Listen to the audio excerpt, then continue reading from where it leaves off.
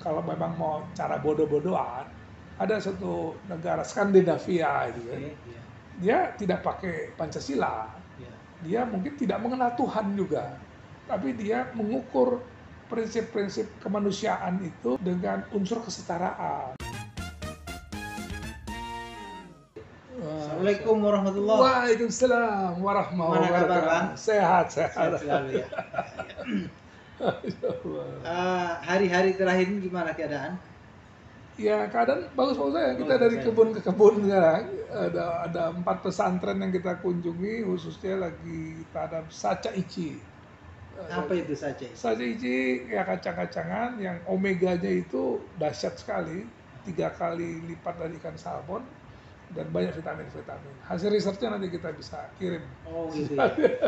Saat ini saya bersama Bang Fikri. Bang Fikri adalah ketua Komite Advokasi Difabel Komite Advokasi Difabel Indonesia. Terkenal lah, kita sudah tahu terkenal, dan pada tahun 1999 merupakan utusan golongan dari Golongan halus. Anggota MPR Difabel. Difabel. Nah, dari perjalanan hidup beliau sepanjang itu kita tentu paham mengenai dunia yang dia tekuni selama ini tentang penyandang cacat, disabilitas dan sebagainya, itu yang kita tahu beliau paham soal itu. Sekarang kita mau tanya dari rentang waktu yang begitu panjang dari 99 atau mungkin sebelum itu sampai sekarang 2024. Iya. Gimana nih perhatian negara terhadap penyandang cacat? Iya. Terima kasih Bung Sarul dan teman-teman sekalian. Berkaitan dengan tadi yang disebut penyandang cacat, padahal itu penyandang cacat kita sebut istilah itu pada zaman jahiliyah. Karena yang disebut cacat itu barang-barang yang memang salah produksi ataupun barang-barang yang gagal dalam kehadirannya di muka bumi. Nah, seperti barang-barang buatan Cina, banyak yang ada yang baik, ada yang juga kurang baik. Atau barang-barang dari Eropa, atau barang-barang Republik kita sendiri ini. Kita ini hamba Allah. Kalau kita disebut cacat, berarti Allah gagal sebagai yang maha sempurna, maha bijaksana, dan maha lainnya.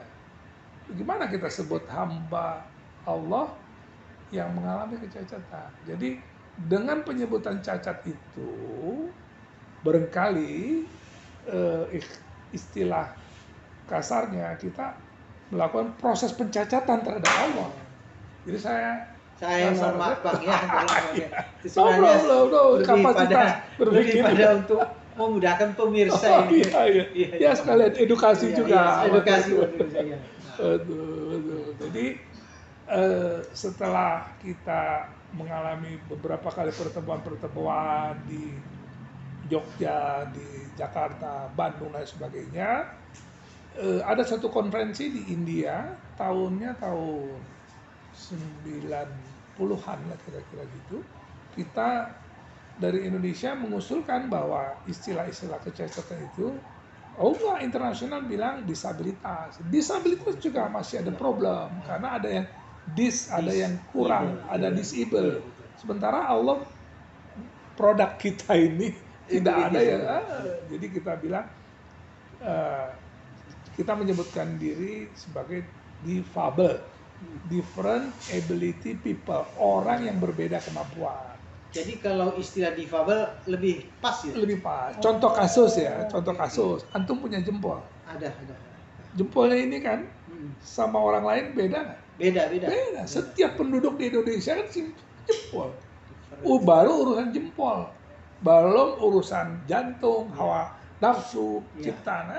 Jadi baru urusan jempol aja kita nggak bisa bilang bahwa ciptaan Allah justru maha sempurna, berbeda itu. Walaupun anak kembar juga beda juga. Jadi masalahnya sekarang perlunya istilah atau juga nomenklatur yang pas ya. Ya, pertama kali kita harus memerdekakan cara kita berpikir, mindset kita. Kita sujud ke gereja, mondar-mandir ke kelenteng, kalau otak kita salah berpikir, ya mungkin keimanan kita separuh-separuh juga itu.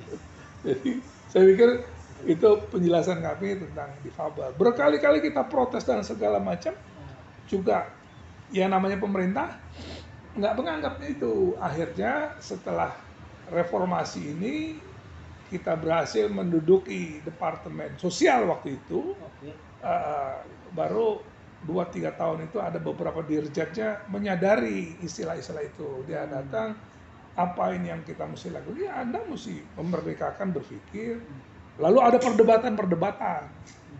Jadi fixnya difabel lebih ini pas ya? Ya, Nah, tidak juga. Tidak juga. Karena waktu itu pemerintah merumuskan kalau memakai kalimat difabel, you tidak akan dapat bantuan dari World Bank. Wow.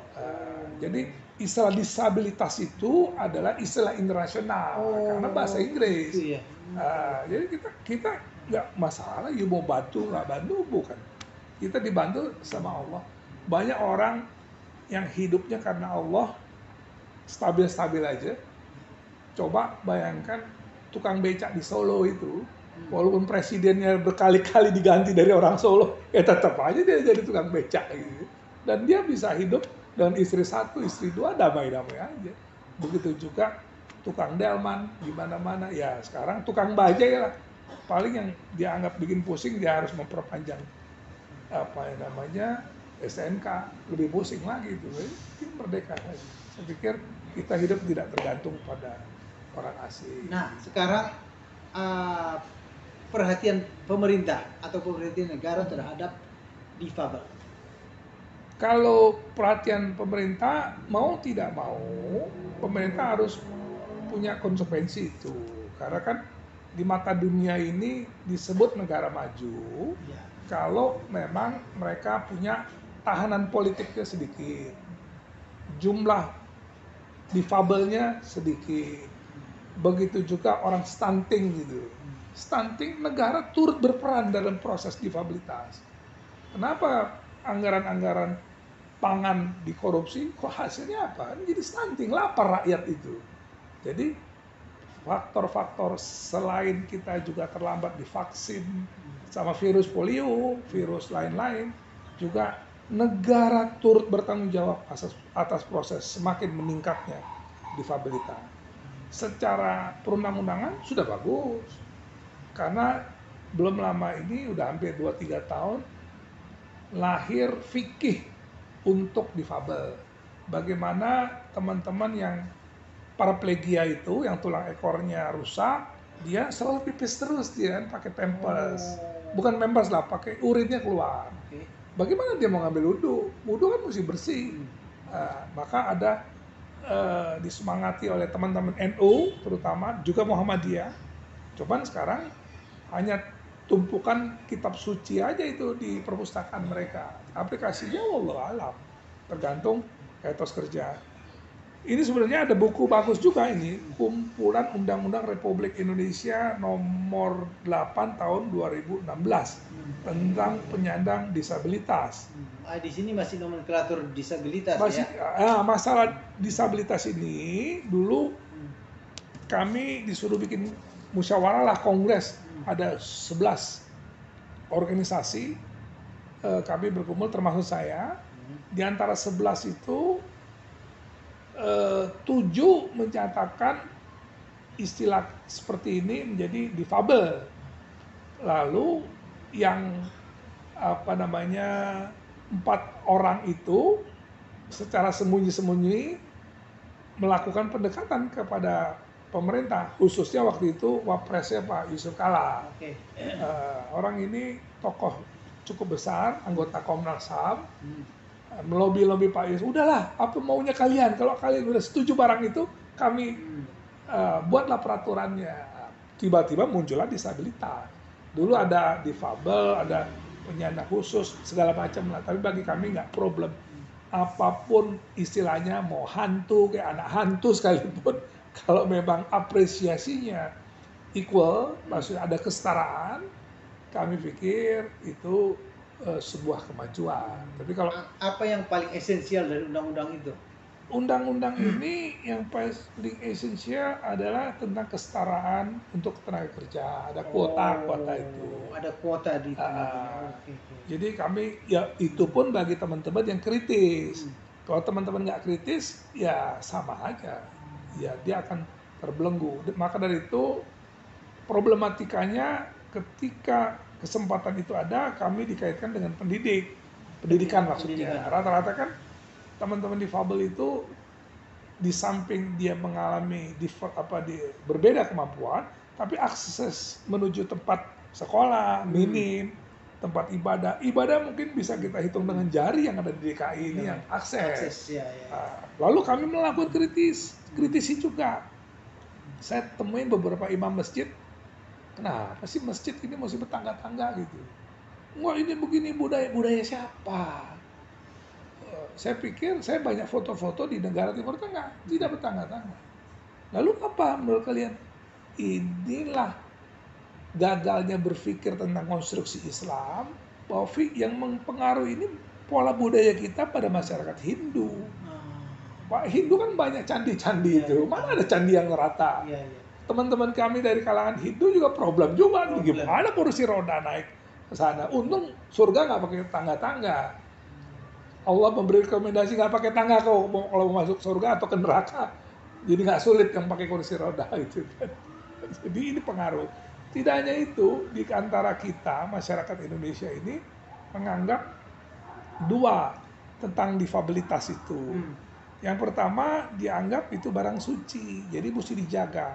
Jadi tidak boleh dia bergerak kemana-mana, dia mesti jaga. Dari sisi lain, ini difabilitas dianggap sebuah kutukan dari Tuhan. Dua perspektif itu ya. Antum kan seorang ya mengerti faham Quran dan perbandingan agama-agama lain. Bahwa ini bukan pandangan Islam tentang kutukan, tentang harus diprioritaskan. Ya kita mestinya dibikin masyarakat yang sama lah, equal ya. Jadi makanya kita buat komite advokasi ini, kita berusaha untuk melakukan penyadaran ke masyarakat, ke komunitas kita. Berarti kalau gitu sebenarnya Bang, tantangannya lebih pada sosial sebenarnya, konstruksi sosial ya. Cara berpikir kita, betul. Konstruksi sosial yang memang belum selaras dengan yang harapan tadi itu kan, equal macam-macam. Iya, kesetaraan itu. Betul, itu yang kalau itu masalahnya kan berarti bisa didekati dengan social engineering sebenarnya. Semestinya ya. Betul. Ya, cuman kita sendiri kan juga sibuk sama urusan-urusan politik barangkali ya, sehingga hal-hal tersebut tidak menjadi sebuah fokus diskusi. Dan semakin kita naik lagi ke tingkat anggaran, khususnya di parlemen, memang nggak pernah tersentuh itu. Ya kita pernah merasa besar hati juga adanya perubahan-perubahan, terutama pada amandemen pertama dan amandemen kedua dari Undang-Undang Dasar ini, di mana istilah-istilah difabel itu menjadi tanggung jawab negara. Lalu saya agak terkejut-kejut juga itu. Kenapa terkejut? Terkejut karena yang menyatakan, oh itu nggak betul, nanti negara bisa bangkrut kalau memang ngurusin klien saja gitu. Yang ngomong siapa nih? Ya tokoh besar lah, okay. Tokoh besar dan yang akhirnya juga ke orang-orang terpenting di Republik ini. Saya bilang, dalam berdemokrasi Anda itu guru kami. Waktu banyak kawan-kawan di penjara juga itu kan, ya kita sering terima bantuan dan sebagainya. Tapi kok serendah itu Anda berpikir? Nggak gitu, kalian belum bikin perhitungan. Tugas kami bukan menghitung. Kau tanyalah akuntan yang paling baik, bagaimana cara mengayomi. Jadi konkretnya kita kalau memang mau cara bodoh-bodohan, ada satu negara Skandinavia itu kan, dia tidak pakai Pancasila, dia mungkin tidak mengenal Tuhan juga, tapi dia mengukur prinsip-prinsip kemanusiaan itu, menghitung persoalan-persoalan sosial itu dengan unsur kesetaraan. Jadi tidak ada orang, bahkan mungkin di beberapa negara tertentu itu nggak ada tentara, nggak ada polisi, aman-aman aja gitu. Macam Swiss gitu kan, negara Skandinavia juga. Jadi di negara Skandinavia seperti Finlandia, Swedia dan sebagainya itu perlakuan non diskriminatif atau juga equal terhadap difabel itu lebih baik. Lebih baik, saya rasa lebih baik. Ya. Kooperasi yang berhasil kan dari sana. Gitu. Di sini Jadi kita itu bisa jadi contoh seharusnya ya. Konkretnya bagi orang-orang yang bodoh nggak mau mendalami lagi hakikat